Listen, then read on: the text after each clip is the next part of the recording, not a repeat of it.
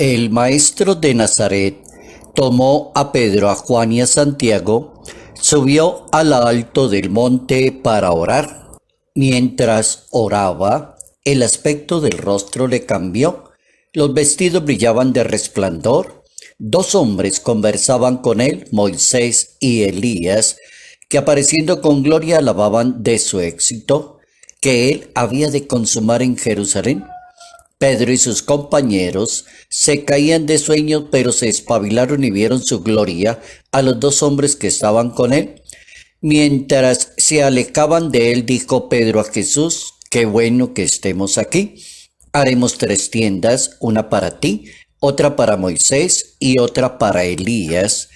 Evangelio según San Lucas capítulo 9, versos 28b al 36. La transfiguración del Maestro de Nazaret. Jesucristo es el rostro humilde de Dios. Notas amables a la palabra de Dios, domingo 13 de marzo, año 2022.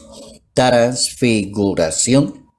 El tema que nos corresponde para este domingo: pensar qué puede y qué implicaciones tener esta palabrita transfigurarse, mostrar un contenido esencial, dar a conocer lo que otros no han podido demostrar y reconocer.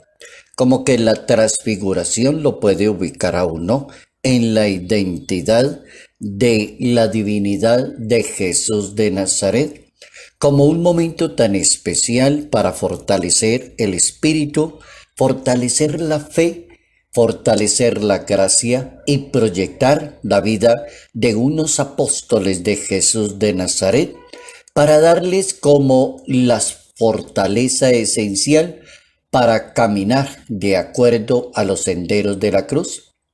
La transfiguración del Hijo de Dios está entendida en la Santa Biblia como una teofanía.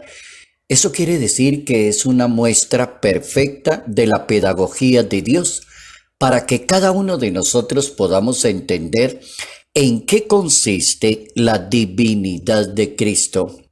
Por eso no es fácil entender cuando el Maestro dice: el que me quiera seguir, que tome la cruz y que me siga. Cuando el Maestro dice: hay que perdonar 70 veces 7. Cuando el Maestro dice: trate a los demás como le gustaría que lo trataran a usted. Cuando el Maestro implica la misericordia por encima de todo y la caridad.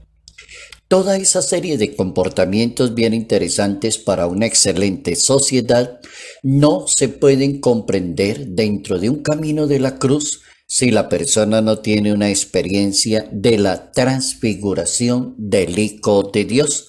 Por eso el tema se hace interesante, mostrando la divinidad a sus seguidores, que son los apóstoles, y elige a 3 personajes para que se den cuenta de ese detalle. Podría ser como una paradoja, como que hablar de 2 misterios que aparentemente suenan como contradictorios: agonía y transfiguración, bautismo y transfiguración, porque aparecen como esos temas allí en ese monte Tabor, que se encuentra como ubicado en la Baja Galilea y como a 1 año todavía de la pasión del Maestro de Nazaret.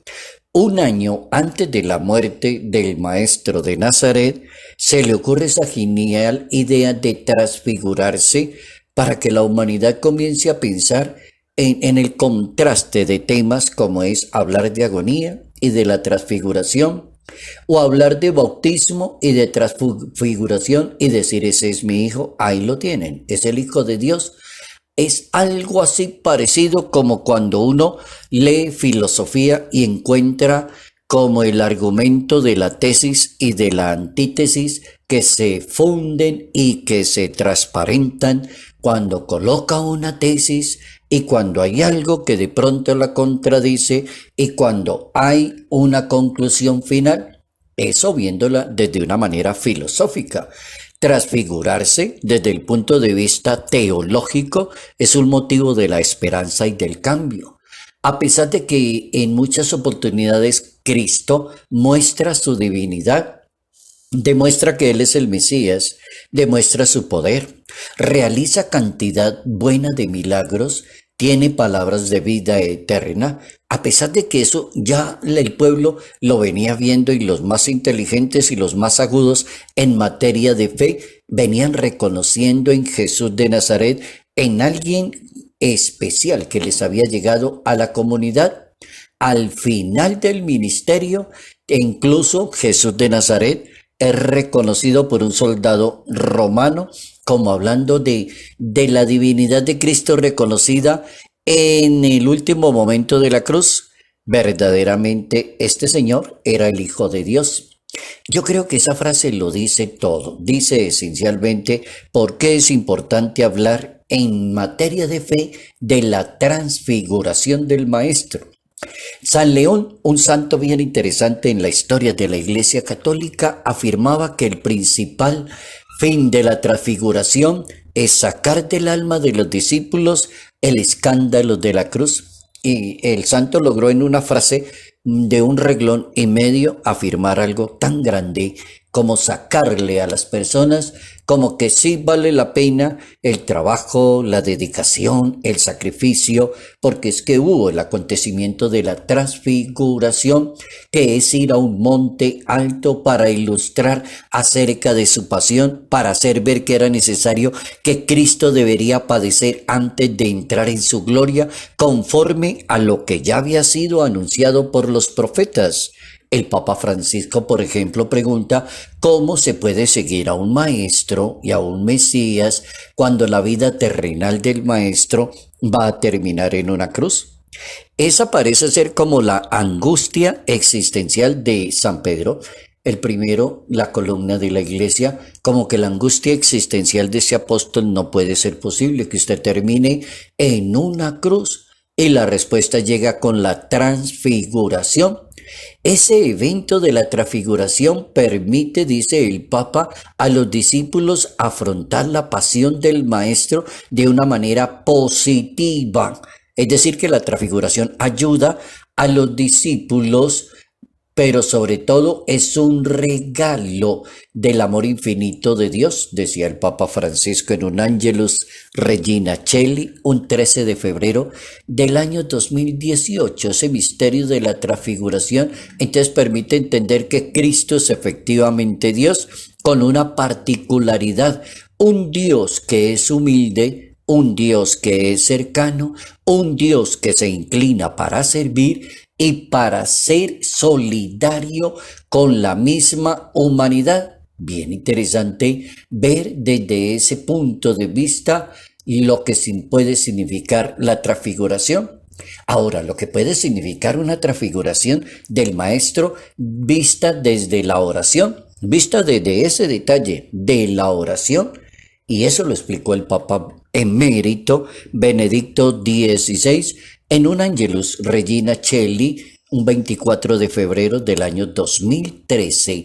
Y en esa ocasión el Papa le decía a la humanidad, ante todo, el primado de la oración.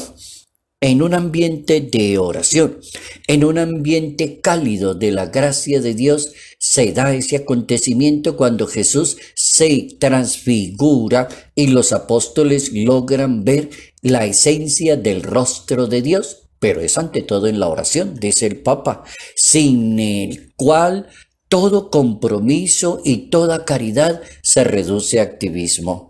Cuando la oración no va acompañando el apostolado, la vocación, la misión, las mismas obras de caridad y de misericordia, ahí hay algo sabio del Papa. Se reduce a un activismo, a hacer cosas, a dar cosas, pero no a crecer, no a santificarse, decía el Papa emérito. Lo mismo decía San Vicente de Paúl en su época en Francia, decía el santo, la caridad y la misericordia se practican que deben tener un orden, una lógica, un sentido.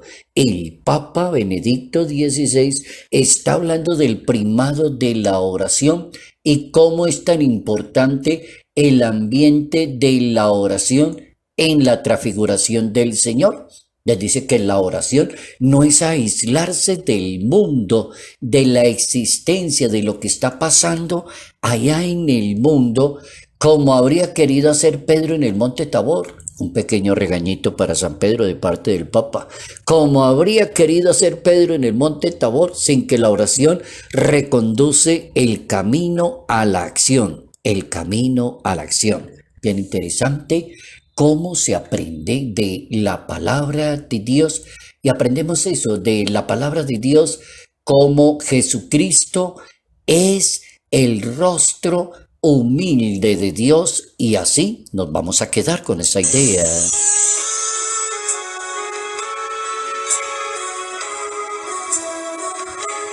Salud, paz y bendición. Bendición en el nombre del Padre, del Hijo y del Espíritu Santo. Padre Jairo Yate Ramírez, Arquidiócesis de Ibagué.